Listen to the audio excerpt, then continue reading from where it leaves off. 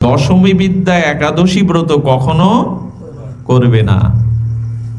ব্রত নির্ণয় প্রসঙ্গে বলা আছে যে দশমী বিদ্যা যে একাদশী, সেই একাদশী কখনো করবে না। তো বলা আছে যে সূর্যোদয়ের 4 দণ্ড 1 ঘন্টা 36 মিনিট পূর্বে অরুণোদয় হয়, সেই অরুণোদয়ের মধ্যে 1 মিনিট বা 2 সেকেন্ডও যদি দশমী এসে থাকে, তবে তাহা দশমী বিদ্যা। সেই দশমী বিদ্যা স্পৃষ্টা একাদশী পরিত্যাগ করে দ্বাদশীদের দিনে, শেষ তিথির দিনে ব্রত করবে। ধৃতরাষ্ট্রর শতপুত্র মরে যাওয়ার কারণ মৈত্রী ঋষিকে জিজ্ঞাসা করেছিলেন। কে জিজ্ঞাসা করলেন? ধৃতরাষ্ট্র, যে আমার 100 পুত্র কেন মারা গেল। কাকে জিজ্ঞাসা করলেন? মৈত্রী ঋষিকে। তো শতপুত্র কেন আমার মারা গেল? মৈত্রী ঋষি বললেন, তুমি পূর্বে, অর্থাৎ পূর্বে জন্মে ভার্যার সহিত দশমী বিদ্যা একাদশী ব্রত করেছিলে, এই পাপটার কারণে। আচ্ছা, আমরা অন্যতাও শুনেছি না, যে গান্ধারী প্রজাপতি বা কিছু 100টা মেরে মালা করেছিলেন। তো এরকম যে শুনি, তুমি আবার এটা বলছো যে না, দশমী বিদ্যা একাদশী করার শতপুত্র মারা গেলে। ধরুন আমি অপরাধ করেছি, 3-4টে অপরাধে আমি অভিযুক্ত। তো বিচারক কোর্টে বললেন এর সবথেকে মারাত্মক যে অপরাধ, তাতে ওর ফাঁসি হওয়ার কথা। আর যে 2টি অপরাধ আছে তাতে 20 বছর এবং 10 বছর জেল হওয়ার কথা। এখন 3টে অপরাধ বিচারক ঘোষণা করলেন। তো মূল অপরাধের কারণে ফাঁসি যার হয়, তার 20 বছর 10 বছরের জেল ওর মধ্যে চলে যায়, না আলাদা করে তাকে আবার মরার পরে ভুগতে হয়? মূল অপরাধের কারণে যার ফাঁসি হলো, তার 10 বা 20 বছর ওই সাজা কি আর ভোগ করতে হয়? সে তো মারাই গেল, ফাঁসি দেয়া হলো, ওইগুলো ওর সাথে চলে গেল। তেমন গান্ধারীর ওটাও পাপ ছিল, শত প্রাণীকে হত্যা করে গলার মালা করা। শতপুত্র মৃত্যুর কারণ এটা গৌণ, মুখ্য হলো দশমী বিদ্যা একাদশী তারা পালন করেছিলেন। তো আমরা একটু হরি কথা বলবো, আজকে সময় তো বেশি, এই জন্য আমরা একটু বিনিয়ে বিনিয়ে বলছি, একটু সময় ধরে। একাদশীতে 4টে জিনিস অবশ্যই করতে হয়। একটা হলো শ্রীমদ্ ভাগবত গীতা পাঠ, হরিবাসর, নিশি জাগরণ, এগুলি করতে হয়, একটু রাত জাগতে হয়। দেখুন, একাদশীটা যারা এখনো সংকল্পপূর্বক গ্রহণ করেননি, তাদের জন্য বলা হচ্ছে যে ব্রহ্মঘাতী, সুরাপায়ী, চোর, গুরুপত্নীগামীর ধর্মশাস্ত্র মতে প্রায়শ্চিত্তের বিধান আছে। যত পাপ করো, গুরুপত্নীতে গমন, চোর আর সুরাপায়ী অর্থাৎ মদ্যপান, মহাপাপের মধ্যে একটা আছে মদ পান করা। অতি পাপীও যদি গঙ্গায় যায় স্নান করতে, পতিত পাবনী গঙ্গা তার পাপ ধুয়ে দেন, কিন্তু মদের কোনো পাত্র যদি গঙ্গায় পড়ে, গঙ্গা সেদিন নিজেকে অপবিত্র জ্ঞান করেন। এই জন্য নেশাগুলো জীবন থেকে বাদ দেওয়ার জন্য সন্তানদের দিকে লক্ষ্য রাখুন। বর্তমান যুগ, সে যত বড়ই সাধু সন্ত হোক, বর্তমান প্রজন্মের সন্তানদেরকে নিয়ন্ত্রণ করা, কারণ স্কুল, কলেজ, বিশ্ববিদ্যালয়, সঙ্গী সাথী সব কিছুই হয়ে গেছে বড় বিপদগামী। এই জন্য আপনি সাধু, আপনি সজ্জন, কিন্তু আপনার সন্তানটা কুসঙ্গে মিশে এসে বিপদগামী হতেই পারে। বর্তমানে এই পরিবেশ তৈরি হয়ে গেছে। জীবনে এই নেশার হাত থেকে সন্তানদেরকে যেভাবে হোক বাঁচান। মহা পাপের মধ্যে হলো এই নেশা। এই একটা দেশ নয়, সারা বিশ্ব এখন ধ্বংসের প্রান্তে ড্রাগ, নেশার জন্য। ভাগবতে বলেছিলেন যে মহাপাপের মধ্যে একটা হলো, তো যদি কেউ সুরা পান করে ব্রহ্মঘাতী হয়, চোর, গুরুপত্নীগামী হয়, তো ধর্মশাস্ত্রে তার প্রতিবিধান দেওয়া আছে, প্রায়শ্চিত্তের বিধান আছে। কিন্তু জেনে শুনেও যিনি শুধু জিহ্বার লালসে উদার পরিপূরণের জন্য একাদশীতে অন্ন পান, তার মহাপাপের কোনো প্রায়শ্চিত্ত শাস্ত্রে লিখে যায়নি। একাদশীর দিনে একটা নিয়ম আপনি একটু শুনুন, চোখ খোলা রেখে শুনুন। একাদশীর দিনে একবারের বেশি ভোজন আপনি যদি নির্জলা করতে পারেন, সেটা তো সর্বোত্তম। যদি শারীরিক কারণে আপনি নির্জলা উপবাস নাও করতে পারেন, তবে যদি ভোজন করেন একাদশীতে, পুনঃ খাওয়া যাবে না। জল বা ফল যেটা পান একবারেই, কি বললাম, দুপুরে খাবো, রাতে খাবো।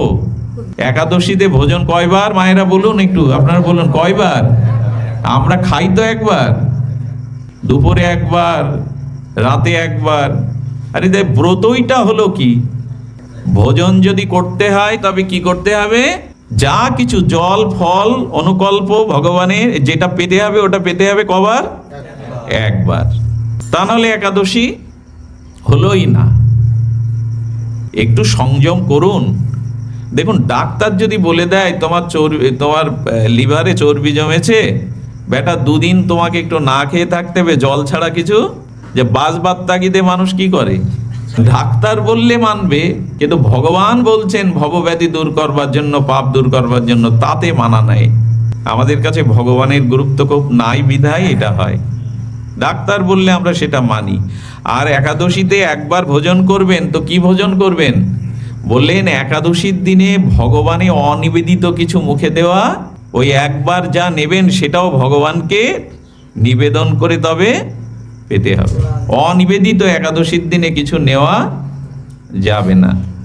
পদ্মপুরাণে ভগবান শিব পার্বতীকে বলে দিছেন যে অন্নমাত্রই পরিত্যাগ করবে। আর কি বলেছেন? শ্যামা চাল। আজকাল এটা খুব বিক্রি হয়, আমাদের প্রবীরদা আছেন, আমাদের প্রহ্লাদ আছেন, শ্যামা চাল আজকাল খোঁজে তো একাদশীর দিনে। আচ্ছা, এইটা ঘাসের দানা অমুক তমুক বলা হয়, অমুকরা নেয়, ওর মধ্যে একটা চালের কণা যদি মিশে যায়, আপনার করার আছে কিছু? 1 বালতি দুধে 1 বিন্দু গোছানা পড়লে কি হয় দেখবেন, একটা জলের পাত্রে 1 বিন্দু তেল দিলে পুরো তেলটা জলের উপরে একটা পদ্ম বিস্তার করে, প্রভাব বিস্তার করে। তাই জন্য শ্যামা চাল, মাসকলাই, মসুর ডাল, জব, গম, তিল, অনেক কিছুই এখানে বলা আছে। ভুট্টা, সোয়াবিন, চীনাবাদামও নিষেধ করা আছে। এইসব ঝামেলায় না গিয়ে একটু ফল, দুগ্ধ পাওয়ায় ভালো। কিন্তু যারা পারে না মোটে, তাদেরও বলা হয়েছে উত্থান, শয়ন, জয়া, আর একটা কি যেন 500, এই 4টে অন্তত যেন তারা বাদ না দেয়। যাদের পারতপক্ষে অসুস্থ শরীর দূর, বা যারা রোগগ্রস্ত মোটেও পারে না, তারা যেন এই 4টি করে। এই জন্য এইটার বিধান বলা আছে। আমাদের জীবনের বেঁচে থাকার উদ্দেশ্য অর্থ রোজগার, অর্থ রোজগারের উদ্দেশ্য ভোগ সম্ভার সঞ্চয়, ভোগ সম্ভার সঞ্চয় করার উদ্দেশ্য হলো ইন্দ্র তৃপ্তি, আরো বাড়িয়ে আরো ইন্দ্র তৃপ্তি। এটা মানুষের জীবনের লক্ষ্য নয়। বেদ ভগবান কি বলেছেন? জীবস্ব তত্ত্ব জিজ্ঞাসা। এর এক একটি কথা আমাদের জীবন পরিবর্তনে খুব প্রয়োজন। বললেন, তুমি বেঁচে আছো কেন? বেঁচে আছো জীবস্ব তত্ত্ব জিজ্ঞাসা, সেই ঈশ্বরকে জানার জন্য, তত্ত্বকে জানার জন্যই বেঁচে আছো। কিন্তু অর্থ প্রয়োজন নেই বলে আছে, এটা গৌণ। মুখ্য হলো ঈশ্বরকে জানা, তত্ত্বকে জানা, আর গৌণ হলো অর্থ উপার্জন। এটাকে মুখ্য করতে যেও না। আর অর্থ কেন প্রয়োজন? অর্থের দ্বারা ধর্ম করবে বলে।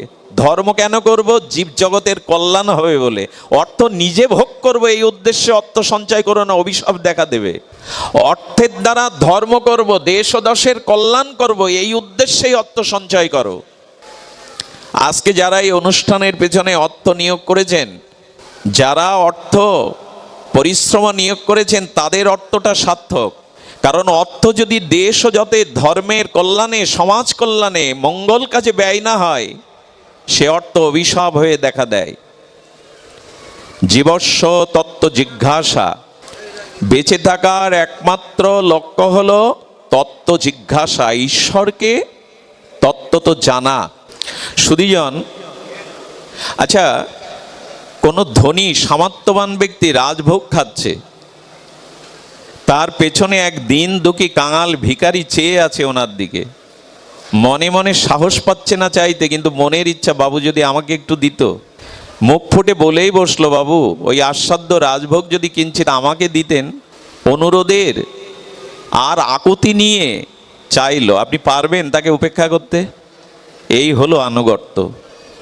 হে সাধুগণ, হে বৈষ্ণবগণ, আপনি যে আস্বাদন করছেন পরম রস তত্ত্ব, আমি ভিখারি, আমি কাঙাল, আমার তত্ত্ব নেই, আমার রসবোধ নেই, আপনি কৃপা করে আমাকে যদি একটু দিতেন। এই হলো আনুগত্য। বাড়ির কুকুরটা কিন্তু মালিককে খেতে দেখে, মালিক আস্বাদন করছে, পরিবারের সবাই নিয়ে আস্বাদন করছে, ও কিন্তু ঝাঁপ দিয়ে ওটা ছিনিয়ে নেয় না, মালিকের জন্য প্রতীক্ষা করে। আমি যখন তার আনুগত্য নিয়ে পড়ে রয়েছি, তার গৃহে তার চরণ নিশ্চয়ই শেষে আমাকে এক মুঠো উচ্ছিষ্ট দেবেই। মালিক দেয় কি না? পোষা কুকুরটাকে দেয় কি না?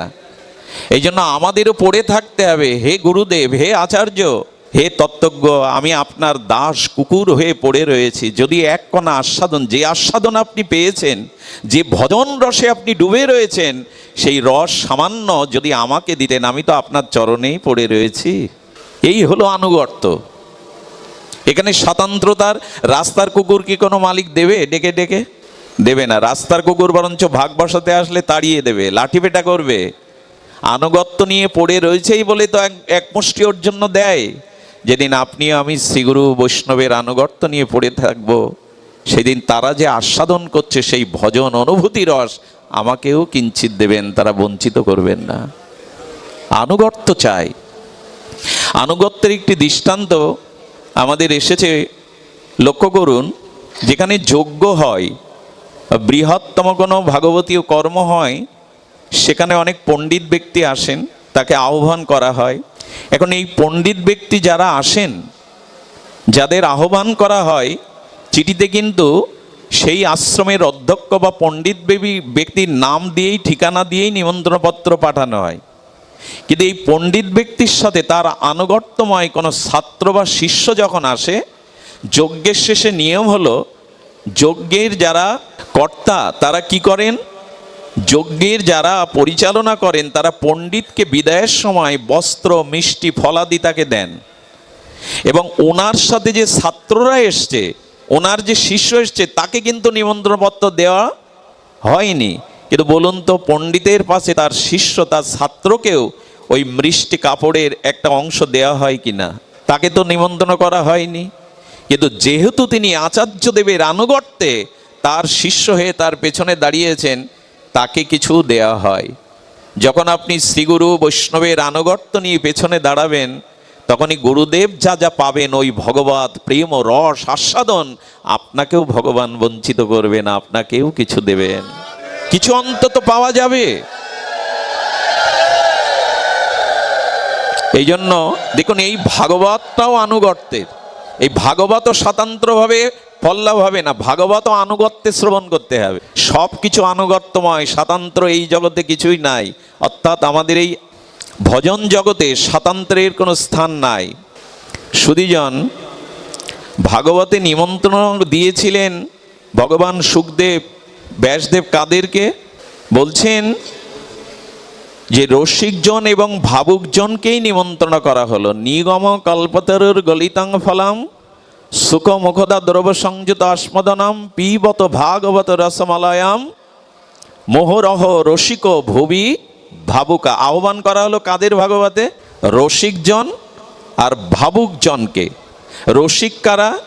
যারা রাধা কৃষ্ণ মিলিত তনু শ্রী গৌরঙ্গের প্রেমরসের সাথে পরিচিত হয়েছেন, ওই রসে অবগাহন করেছেন, এরা রসিকজন। আর ভাবুকজন কারা? যারা ভগবানকে জানার জন্য, ভজনের জন্য, প্রেম প্রাপ্তির জন্য এই মনুষ্য জন্ম পেয়েছে, এই ভাবনাতেই যারা একটি ক্ষণ অবর্থ রূপে কাল কাটান না, প্রতিটি সময়কে কাজে লাগান ভজনে, ঈশ্বর স্মরণে, মননে, নাম চিন্তনে, লীলা চিন্তনে, নিত্য নিরন্তর ভগবৎ স্মৃতি অনুধ্যানে, যারা সময়টা কালকে ব্যর্থ হতে দেন না, এরা ভাবুকজন। এখন নিমন্ত্রণ হলো ভাবুক এবং রসিকের। আমি ওর একটার মধ্যেও পড়ি না, আমার তবে নিমন্ত্রণ নেই ভাগবতে, আমি বঞ্চিত হব? বলেন না, তুমি বঞ্চিত হবে না। তুমি ওই রসিক আর ভাবুকজনের আনুগত্য নিয়ে পেছনে দাঁড়াও।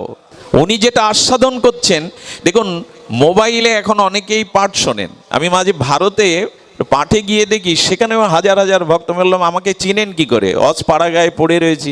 বললো, বাবা আমরা নেটে পাঠ শুনি। এখন এই যে নেটে পাঠ শোনা বা আপনারা যন্ত্রে পাঠ শোনেন, এতে কিন্তু প্রেম ভক্তি হবে না। ভালো লাগবে, ভজনে আপনাদের স্পৃহা জাগবে, কিন্তু প্রেম ভক্তি পেতে গেলে সাধুদের মধ্যে এসে বসে শুনতে হবে। হ্যাঁ, আপনি সময়টা কাজে লাগান। এই আধুনিক যন্ত্র, এর মাধ্যমে আপনি হরিকথার এবং আপনি ভজন সঙ্গীতাদি শুনুন, তত্ত্বজ্ঞান, তত্ত্ব এগুলি জানুন, আপত্তি নেই, এগুলো কাজে লাগান। অন্য কিছুতে সময় না দিয়ে কাজে লাগান। কিন্তু যদি আনুগত্য না নেন, সাধুগুরু বৈষ্ণবের মাঝে এসে ভাগবত না শোনেন, তাহলে কি হবে? প্রেম হবে না, অনুভূতি হবে না। কেন হবে না? ঠাকুর মশাই তার উত্তর দিয়েছেন, প্রেম ভক্তি চন্দ্রিকার শ্রী শ্রী ঠাকুর নরোত্তম দাস মহাশয়। ইনি বলছেন, কৃষ্ণ ভক্ত সঙ্গ করি, কৃষ্ণ ভক্ত অঙ্গ হেরি, শ্রদ্ধান্বিত শ্রবণ কীর্তন। যদি শ্রবণ কীর্তন করতে হয়, কৃষ্ণ ভক্তের সঙ্গে বসে করো, আর কৃষ্ণ ভক্তের বদনের দিকে তাকিয়ে করো। বলে তাতে কি হবে? বলে দেখুন, এখানে যারা এসছেন এদের মধ্যে একজনও যদি ভাবুক থাকেন, একজনও যদি ওই রসের রসিকজন থাকেন, তবে তিনি এখানে অবস্থান করছেন, তার হৃদয়ের ওই অনুভূতি, ওই প্রেম ভক্তির রস জীবাণু আকারে এর মধ্যে যারা এসছে সবার মধ্যে ছড়িয়ে যাবে। এইটা নেটের মধ্যে ছড়াবে না। এই যে এখানে যারা এসছেন এর মধ্যে একজনও যদি আছেন বিধায় তো ভাগবত হচ্ছে। আরও একটা কথা আমি গতদিন বলেছিলাম, যেখানে শুদ্ধ ভজনানন্দী নির্মল চরিত্র ভাগবত তত্ত্ববেত্তার দ্বারা ভাগবত হন, সেখানে শুধু আপনারা আসেন না, অলক্ষ্যে অনেক মুনি ঋষিদের আত্মাও এখানে নেমে আসে। শুধু আত্মাগণ নয়, ধ্রুব, প্রহ্লাদ, রাধারানীকে নিয়ে স্বয়ং ভগবানও এসে দাঁড়ান। শুধু ওনারা না, স্বয়ং হনুমানজি সবার পেছনে কোনো একটা রূপে দাঁড়িয়ে থাকেন। ওদের ওই চিত্তের ভজন অনুভূতি কলা আপনার আমার মধ্যে ছড়িয়ে যায়। যেমন রোগ জীবাণু সংক্রামিত হয়, আগেকার দিনে এক গ্রামে একজনের রোগ হলে সারা গ্রাম ছড়িয়ে পড়তো রাতের মধ্যেই। এটা রোগ বীজাণুর যেমন সংক্রামিত ক্ষমতা, ওই রসিক ভাবুকজনের পেছনে বসলে, ওদের মধ্যে বসে হরিকথা শ্রবণ করলে ওই অনুভূতিগুলো আপনার ভিতরেও সংক্রামিত হবে। এজন্য মাঝে মাঝে কষ্ট হলেও, ঘাম ঝরলেও, পরিশ্রম হলেও সাধুদের মধ্যে বসে ভাগবত শুনুন। সুধীজন, এই জন্য বলছেন আনুগত্য নিয়ে ভজন করো। এই আনুগত্যময়ী ভজনের দ্বারাই আমরা সেই পরম শ্রেয়কে, পরম প্রেয়কে পেতে পারি। দেখুন, আমাদের নন্দদাসের একটি চরিত্র ভক্তমালে বড় উজ্জ্বল হয়ে আছে। আনুগত্যে কি হয় দেখুন, তিনি তার শ্রী গুরুর কৃপালব্ধ হয়ে এক শুদ্ধ বৈষ্ণবের সাথে ব্রজ দর্শনে গিয়েছিলেন। আমি এটাও অনুরোধ করি আপনাদের, যদি ধামে যান, শ্রীধাম নবদ্বীপ, পুরুষোত্তম ক্ষেত্রে বা শ্রীধাম বৃন্দাবনে, আমি একটা অনুরোধ করছি, বিষয়ী লোকের সাথে যাবেন না। বললেন কোনো না কোনো শুদ্ধ ভক্তের সাথে, অনুরাগীর সাথে, ব্রজ প্রেমিকের সাথে ব্রজে যাবেন। তা নাহলে কিন্তু ওখানে অপরাধের সম্ভাবনা বেশি থাকবে। কারণ বিষয়ী লোকের স্বভাব হলো তার ভাবনাটা আপনার চিত্তে আক্রান্ত করে দেবে। বৃন্দাবনে গেছি, চলো না, ওখানে ভালো খাদ্য পাওয়া যায়, হোটেলে চলো খাই। যমুনার জল চরণামৃত বলে নিলাম না, ব্রজবাসীদের দুয়ারে মাদুকরি রুটি নিলাম না, হোটেলে খেলাম। আরে রাধাকুণ্ডের তীরে ঘরটা ঠিক বসবাসের উপযোগী না, কিন্তু ওই ঘরে, ওই ভাঙাচুরো ঘরে থাকলে রাধাকুণ্ডের ওই দ্রব্যময়ী রাধারানীর সেই রাধাকুণ্ডের তরঙ্গের জলের হাওয়া লাগবে আমার গায়ে। আমি গিয়ে উঠলাম দোতলায়। বিষয়ী লোকের ভাবনা, তারা দেহ সুখ চায়, স্বতন্ত্রভাবে একটু ভালো সুখে থাকতে চায়। এই জন্য যদি কখনো তীর্থে যান, ধামে যান, শুদ্ধ শ্রীগুরুর সাথে যেতে পারলে তো সোনাই সোহাগা, আর না হলে কোনো ভজনানন্দী, ভজন প্রেমিকের সাথে যাবেন, তার ভাবটা আপনার চিত্তে আক্রান্ত হবে। সুধীজন, এই জন্য উনি শ্রীগুরু আজ্ঞা নিয়ে শুদ্ধ বৈষ্ণবের সাথে ব্রজ দর্শনে গেছেন এই নন্দদাস। খুব খুব অপূর্ব চরিত্র, বারবার বললেও তৃষ্ণা মেটে না। তো নন্দদাস ব্রজে গিয়ে ব্রজে রেণু মেখেছেন, যমুনার জল পান করেছেন, বৃক্ষগুলোকে জড়িয়ে ধরিয়ে আকুতি জানাচ্ছেন। এইগুলো ব্রজবাসের নিয়ম। প্রথমে ধুলির কাছে, বৃক্ষের কাছে, যমুনার জলের কাছে, ব্রজবাসীদের কাছে, ব্রজের প্রসাদের কাছে আনুগত্য নিতে হবে, তবে যদি ব্রজেন্দ্র নন্দন বা ব্রজেশ্বরী রাধারানী আপনাকে কৃপা করে। সুধীজন, উনি পরিভ্রমণ করতে করতে চিলেকোটায়, মানে একটা ছাদের উপরে এক সুন্দরী যুবতীকে দেখলেন। সুন্দরী যুবতীর অপরূপ রূপের জ্যোতিচ্ছটায় ওনার চোখ আটকে গেল। উনি ওখানে দাঁড়িয়েই রয়েছেন, মাটি বুঝতে পারছিলেন না, এই সুন্দরী যুবতী রত্ন বুঝতে পারছিলেন যে এক সাধু আমার দিকে তাকিয়ে আছে। যখন দৃষ্টি পড়ল, দেখলেন উনি অপলক নয়নে ওনার সেই যৌবন রস আস্বাদন করছেন। বড় লজ্জিত হয়ে নিচে নেমে এলেন, নিজেকে অপরাধ বোধ করতে লাগলেন। ব্রজ মায়েরা ঘোমটাটা বুক পর্যন্ত টেনে নেয়। যারা ব্রজবাসী মা, এদের মুখ আপনি দেখতে পাবেন না সহজে। আমাদের বাঙালি মায়েদের মতো নয়, ওদের দেশের নিয়ম হলো বুক পর্যন্ত ওরা ঘোমটাটা টেনে রাখে, মুখ দেখা যায় না। এক ব্রজবাসী মায়ের কাছে প্রশ্ন করা হয়েছিল, আপনাদের এই রীতি কেন? একবিংশ শতাব্দীতে এই ভারত এত মানে উৎকর্ষ আধুনিকতার ছোঁয়া লেগে গেছে, আপনারা ঘোমটাটা বুক পর্যন্ত দেন কেন? কি বলেছিল জানেন উত্তরে? ঘর বাড়ি স্ত্রী পুত্র বিষয় বৈভব ছেড়ে কত সাধক কত ভক্তজন এই বৃন্দাবনে পড়ে রয়েছে। তারা রাধারানীর চরণ কৈকার্য কৃপা কটাক্ষ পাবে বলে তাদের কত ত্যাগ বই, না আছে ভালো আহার, না আছে বস্ত্র, কাঙালের ন্যায় গৌর চরণ আশ্রিত হয়ে পড়ে আছে। আমাদের মুখগুলো দেখে যদি তাদের ভজনে কোনো ত্রুটি হয়, অপরাধ হয়, রাধারানীর কাছে কি জবাব দেব আমরা? এবার ভাবনাটা দেখুন। এই জন্য তারা ঘোমটাটা বুক পতনটাই টেনে রাখে। তো ব্রজবাসী মা তার মুখ, ওই যে কাপড়টা শুকাতে দিয়েছিল, হয়তো ঘোমটাটা পড়ে গেছে, যেই দেখেছে ওই রূপে আর আটকে গেছেন এই নন্দদাস।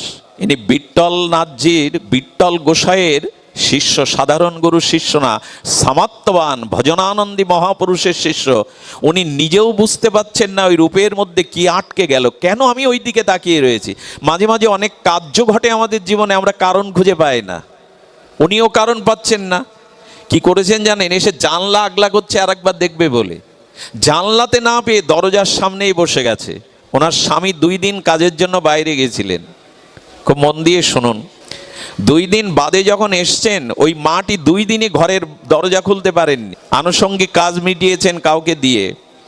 স্বামীকে বললেন, ওনার বেশভূষা দেখে মনে হয়, কোনটি তিলক দেখে মনে হয় উনি ভক্ত, কিন্তু আমি বুঝতে পারছি না কেন উনি আমার এই রূপ দেখে দুয়ারেই আজ 2 দিন বসেছেন, খাওয়া নেই, দাওয়া নেই, স্নান নেই, এইভাবে পড়ে। আপনি জানতে একটু কারণটা জিজ্ঞাসা করুন তো। ওরা তো ব্রজবাসী, সহজে কাউকে অপমান করতে চান না। এসে বলছে, বাবাজি অপরাধ নেবেন না, আপনি ভক্ত রূপে এই ব্রজধামে এসছেন, আর আমরাও ব্রজে বাস করার সৌভাগ্য পেয়েছি রাধারানীর কৃপায়। এটা আপনারও বিব্রত বোধ হচ্ছে, আমাদেরও হচ্ছে, আপনি কেন এভাবে বসে আছেন? বলে, একটাবার ওর মুখটা দেখতে দাও। কোনো ব্যাখ্যা খুঁজে না পেয়ে ফিরে এলেন। সাধুকে তো আর গলা ধাক্কা দিতে পারেন না। এসে বলছে, এক কাজ করি, গরজায় তালা লাগাও, আজ রাত্রেই আমরা গোকুলে গুরুদেবের আশ্রমে সপ্তাহখানি কাটিয়ে আসি, পরে গৃহে ফিরবো। উনি চলে গেলে, কিন্তু ওনাকে বড় কথা বলা আমার পক্ষে সম্ভব নয়। সুধীবৃন্দ, ওই রাত্রেই পেছনের দরজা দিয়ে গোকুলে চলে গেলেন। বিট্টলনাথজি গোসাইয়ের সমস্ত শ্রী গুরুদেবের চরণে গিয়ে সব ঘটনা বললেন। গুরুদেব চোখ একেই বলে শ্রী গুরুদেব, অনুভূতির দ্বারা চোখ বন্ধ করে একটু ধ্যানস্থ হয়ে বললেন, মারে তোর দুয়ারে যে তোকে দেখার জন্য বসেছে তার অসৎ কোনো উদ্দেশ্য নাই। এরাই তো শ্রী গুরুদেব, যারা বলে দিতে পারেন অনুভূতির দ্বারা। সুধীজন, বাবা এ কথা বলছেন, 2 দিন পড়ে রয়েছে, কোথাও যাচ্ছে না, আমাকে দেখতে চাইছে, ওইভাবে তাকিয়েছিল।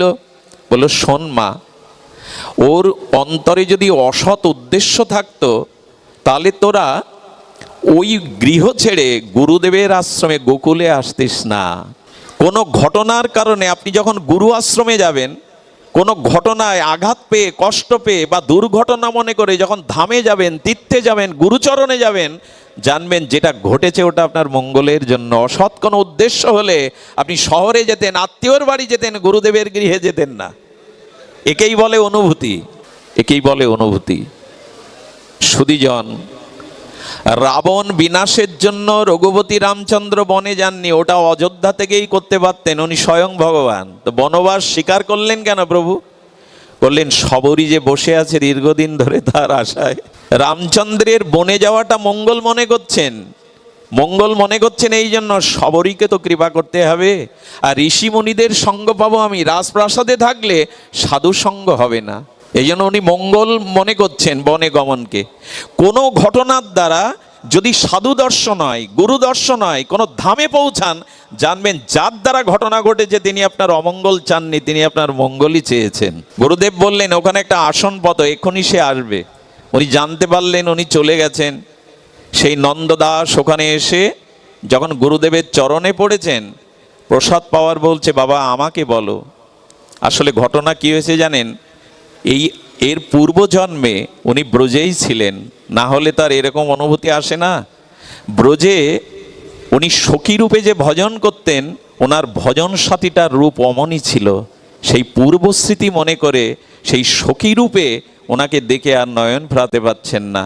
ওনার ভিতরে অন্য কোনো উদ্দেশ্য নাই। গুরুদেব এটা ভেঙে বললেন, আর সঙ্গে সঙ্গে ওই মাটি ওনার চরণে ক্ষমা চাইলেন, ক্ষমা করে দিয়েন, আমি ভুল বুঝেছি। শ্রী গুরুদেবের আনুগত্যে না গেলে এই ভুল ভাঙবে কারো? নিজের বিচার বুদ্ধিতে এই সিদ্ধান্ত আসবে আমাদের? কখনো আসবে না। তাই দয়া করে, কৃপা করে সাধুগুরু বৈষ্ণবের আনুগত্যেই আমাদের জীবন স্বতন্ত্রভাবে চলতে যাবেন না। দেখবেন আমাদের সৌরমণ্ডলে প্রতিটি গ্রহ নক্ষত্র তার কেন্দ্রপথে চলছে। যদি চ্যুত হয়ে যায়, ওই কেন্দ্রপথ চ্যুত হয়ে গেলে ধ্বংস আসবে, কিন্তু ওরা প্রত্যেকটি কেন্দ্রপথে কেন্দ্রায়িত হইতে ঘূর্ণিমান। এমনি আমাদের জীবনটাও শ্রীগুরু আনুগত্যেই কাটাতে হবে, সাধু বৈষ্ণব ধর্মের আনুগত্যেই কাটাতে হবে। স্বতন্ত্রভাবে যেন আমরা নিজেদেরকে পরিচালনা না করি। এই কথাটি বারবার বলছি কেন? কারণ আজ আমরা বড় স্বাধীন সত্তায় চলতে চাই, নিজের খেয়াল খুশি মতো চলতে চাই। আজ আমাদের আনুগত্য নাই। সুধীবৃন্দ, এই আনুগত্যময় ভজনের মধ্যেই আছে প্রেম প্রাপ্তির উপায়, মনুষ্য জন্মের তত্ত্বপ্রাপ্তির উপায়। মনে আছে আপনাদের? সনাতন গোস্বামী মহাপ্রভুর দর্শনে যখন মুক্তিতীর্থ বারাণসীতে যাচ্ছেন, তখন কে যেন সনাতন গোস্বামীর গায়ে একটা কম্বল জড়িয়ে দিয়েছিলেন না? আচ্ছা, শীতের দিনে কম্বল দিয়েছেন, উনি আর ওটা খোলেননি। মহাপ্রভু সেই তপন মিশ্র আলয়ে বসে আছেন, ওখানে চন্দ্রশেখর ভবনে। চন্দ্রশেখরকে বলছেন, যাও গৃহে একজন বৈষ্ণব আসছে, তাকে নিয়ে এসো। আহা, উনি গিয়ে দেখছেন আলুথালু বেশ, আর খোঁচা খোঁচা মুখে দাঁড়িয়ে, কেশগুলো আলুথালু করা, মনে করেছেন কোনো মুসলিম দরবেশ। উনি গিয়ে মহাপ্রভুকে বলছেন, প্রভু দুয়ারে বৈষ্ণব আসেনি, দুয়ারে এক দরবেশ এসেছে। বৈষ্ণব চেনার ক্ষমতা দেবতাদেরও নাই। এই জন্য কারোর বাইরের রূপ বা ভাব দেখে তাকে বিচার করবেন না, তার ভেতরটার অনুভূতি দিয়ে বিচার করবেন। কারো বাইরের রূপ দিয়ে বিচার করা ঠিক নয়। কার মধ্যে কি লুকিয়ে আছে, কার মধ্যে কি তত্ত্ব আর অনুভূতি আছে, এটা বিচার করার সাধারণ ক্ষমতা আমাদের নাই। এই জন্য বৈষ্ণব চিনিবারে দেবতারও না হে শকতি। এই জন্য কাউকে সহসা উপেক্ষা করতে নাই। পথে যেতে যেতে কাউকে উপেক্ষা এবং কারো প্রতি খুব সহজ হালকা ভাব, উপহাস ভাব দেওয়া উচিত নয়। এই জন্য মনে হয় বিশ্বকবির অনুভূতিতে এই কথাটাই বারে বারে ধ্বনিত হয়, যেখানে দেখিবে ছাই উড়াইয়া দেখো তাই, পাইলেও পাইতে পারো অমূল্য রতন। আচ্ছা, হীরাটা কয়লার খনিতে থাকে কিনা? দামি হীরা কিসের মধ্যে থাকে? এখন কয়লার আবরণে, কালো কয়লার আবরণে হীরা আছে, এ তো অস্বীকার করার উপায় নেই। হয়তো বাইরে কয়লা দেখছেন, কিন্তু ভেতরে হয়তো হীরা লুকিয়ে আছে। এই জন্য কাউকে উপেক্ষা করার অবকাশ নাই সুধীজন। এই জন্য চন্দ্রশেখর ভবনে মহাপ্রভুকে বলছেন, প্রভু দরবেশ এসছে। বললে, যিনি এসছেন তাকে নিয়ে এসো। সুধীবৃন্দ, মহাপ্রভুর সামনে গিয়ে অবনত মস্তকে আর দৈন্য দীনতা নিয়ে যখন সনাতন দাঁড়িয়েছেন, মহাপ্রভু আসন থেকে উঠে সনাতনের দিকে দৃষ্টিপাত করে যখন দৃষ্টিপাত করেছেন, প্রভু হঠাৎ থেমে গেছেন। থেমে গেছেন কেন জানেন? থেমে গিয়ে সনাতন গোস্বামীর দিকে আর তার করুণার দৃষ্টিতে চাইছেন না। এখন সনাতন গোস্বামী অনুভবী জন, মহাপ্রভুর নিজ প্রিয় পরিকর। উনি বুঝতে পারলেন মহাপ্রভু যেন না তাকিয়ে তাকে এই কথা বলতে যাচ্ছে, সনাতন সবই যখন ছেড়ে এসেছো, গায়ে কেন এই দামি কম্বলটা জড়িয়েছো? ওটা তো রাজকম্বল। আমার কি মনে হয় জানেন, প্রভু তোমার এটাও সহ্য হচ্ছে না? রাজমন্ত্রী সনাতন রাজ ঐশ্বর্য ছেড়ে পথের ভিখারি হয়ে পরের দেওয়া একটা কম্বল গায়ে দিয়েছে, এটাও তোমার সহ্য হচ্ছে না? বললেন, সনাতন তোমরা যদি কাঙাল না হও, দিনহীন না হও, পরবর্তী ও গৌড়ীয় বৈষ্ণবগণ এই ত্যাগ বৈরাগ্য শিক্ষা নেবে না। তোমাদের যদি ত্যাগ বৈরাগ্য তিতিক্ষা না থাকে, তাহলে অন্যরা নেবে না। আমাদের এখন সব থেকে বড় সমস্যা, সামনে পথ দেখাবার মানুষের খুব অভাব। আরে ঘর বাড়ি ছেড়ে সাধু হয়েছি তিনতলা এয়ার কন্ডিশনে থাকার জন্য, আজকে তো ওই অবস্থায় হচ্ছে। সংসারী মানুষ সকালে মঙ্গল আরতি দিয়ে ব্যবসায়, অফিসে, চাকরিতে যায়, কৃষিকাজে যায়। আর আমার মতো যদি কেউ আশ্রমে যায় সংসার ছেড়ে, সে কি করে? মঙ্গল আরতি দিয়ে ভজন করে একবেলা ঘুমিয়ে নেয়। আরে ঘুমানোর জন্যই কি আশ্রমে গেছো? সামনে এখন আলো দেখাবার মানুষের খুব অভাব। এই জন্য মহাপ্রভু জানছেন যে রূপ সনাতনের দ্বারা জগতে ভক্তি ধর্ম, ভক্তি সিদ্ধান্ত শিক্ষা দিতে হবে। এরা ভালো খাওয়া, ভালো পড়া, ঐশ্বর্যের মধ্যে থাকলে মানুষ এদের আদর্শ নেবে না। প্রভু যেন বলতে চাইলেন, সব রোগ যখন সারতে এসেছো, একটু রোগ কেন রেখে দিয়েছো? সে কাঙাল হয়ে যখন এসেছো সর্বস্ব ত্যাগ করে, কম্বলটা কেন এখনো গাড়ে চড়িয়ে আছো? এটা বলা লাগেনি। এই অনুভূতিতে সনাতন বাইরে চলে গেলেন। আহারে, গিয়ে কি দেখলেন জানেন? এক বাঙালি ভিখারি, তার গায়ের ছেঁড়া কাঁথাটা শতছিদ্র, সেই কাঁথাটা জলে চুবিয়ে রৌদ্রে শোকাতে দিয়েছে। রাজমন্ত্রী সনাতন, বৃহস্পতি সমজার জ্ঞান, তিনি গিয়ে এই ইনার আনুগত্যে হাত জোড় করে ভিখারির ন্যায় বলছে, দেবে আমাকে ভিক্ষা দেবে? আপাদমস্তক ভিখারি তাকে বলছে, তোমাকে দেখে মনে হয় তুমি কোনো রাজ, যুবরাজ, রাজার রাজা, তুমি ঠাট্টা করছো ভিখারিকে পেয়ে? বললে, না গো, আজ আমার থেকে বড় কাঙাল এই সংসারে কেউ নাই। তুমি দাও না, তোমার ছেঁড়া কাঁথাটা আমায় দাও না, বিনিময় তুমি আমার এই কম্বলটি নাও। মনে মনে ভাবছেন, কে ইনি? শতছিদ্র ছেঁড়া কাঁথাটা চেয়ে নিজের দামি কম্বলটা, এই ভোট কম্বলটা দিতে চাইছেন কেন? বিনা প্রশ্নে উনি দিয়ে দিলেন। সনাতন গোস্বামী স্নান করে যখন কাপড় পরবেন, তখন একটি নূতন কাপড় চন্দ্রশেখর তাকে এনে দিচ্ছেন। এই দেখুন আমাদের আচার্যদের অনুভূতি। নূতন কাপড়টা পেয়ে বলছেন, এটা নেওয়ার আমি অধিকারী না, আমি তো কাঙাল। কাঙালের এরকম নূতন বস্ত্র পরিধেয় করা উচিত নয়। আপনি যদি দিতে চান, কৃপা করে আপনার পরিধেয় একটা পুরাতন বস্ত্র আমাকে দেন। এই পুরাতন বস্ত্রটা দুভাগ করে কৌপিন করে পরেছিলেন, আর একটা গায়ে জড়িয়েছিলেন। এইখান থেকে আমাদের বাবাজিরা এইভাবেই এই বস্ত্র পরিধান, রাধাকুণ্ডে যারা আছে বাবাজি মহারাজ পরিধান করেন। এই অবস্থায় যখন মহাপ্রভুর সামনে গিয়ে বসেছে, বৈরাগ্যের আনুগত্য নেওয়ার জন্য আসন থেকে উঠে সনাতনকে জড়িয়ে ধরতে গেছে।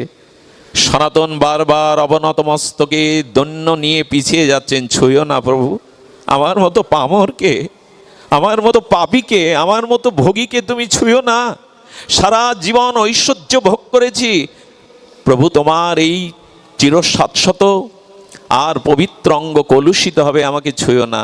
মহাপ্রভু তখন একটি বিখ্যাত ভাগবত শ্লোক বলেছিলেন। মহাপ্রভু সনাতনকে দেখে দুবাহু বাড়িয়ে বললেন, অক্ষ ফলং তা দিশ দর্শনহি। হে সনাতন, তোমার মতো ভক্তকে দর্শন করা এই চোখের ফল লাভ।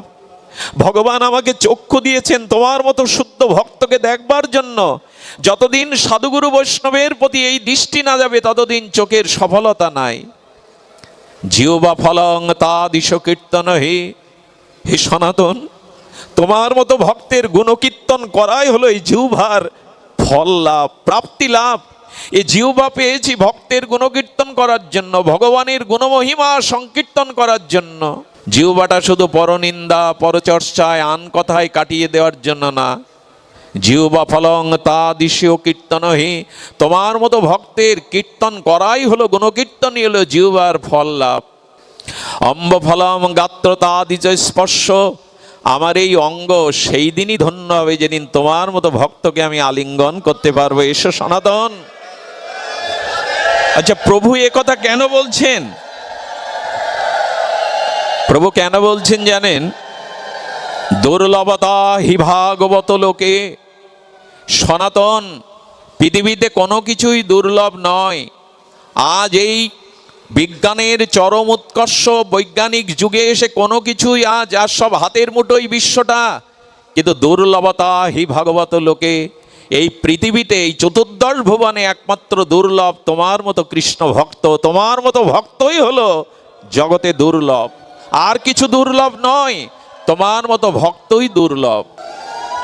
সারাটি জীবন এনারা মহাপ্রভুর আনুগত্যে, এই গোস্বামীগণ ছেঁড়া কাঁথা, নাড়া মাথা, কখনো চানা, কখনো উপবাস, 56 ভজন করেছেন একাক বৃক্ষতলে বাস করে। কেন? এই আনুগত্য দেখিয়ে গেছেন, আনুগত্য বিনা এ ভজন হবে না। মহাপ্রভু কৃপা করে ব্রজে পাঠিয়েছেন, তোমরা কাঙাল হয়ে কাঙাল ভক্তকে আশ্রয় দাও। তোমাদের দেখে যেন মানুষ ত্যাগ, বৈরাগ্য, তিতিক্ষা শেখে। আজকে এই আনুগত্যই আমাদের নাই। সুধীজন, এই আনুগত্যময় ভজনই আমাদের প্রেম প্রাপ্তি তত্ত্ব জিজ্ঞাসার পথে প্রগতির পথে এগিয়ে দেবে। তাই অনুরোধ করি, আনুগত্যই আমাদের ভজন, আনুগত্যই আমাদের জীবন, আনুগত্যই আমাদের প্রেম প্রাপ্তির উপায়।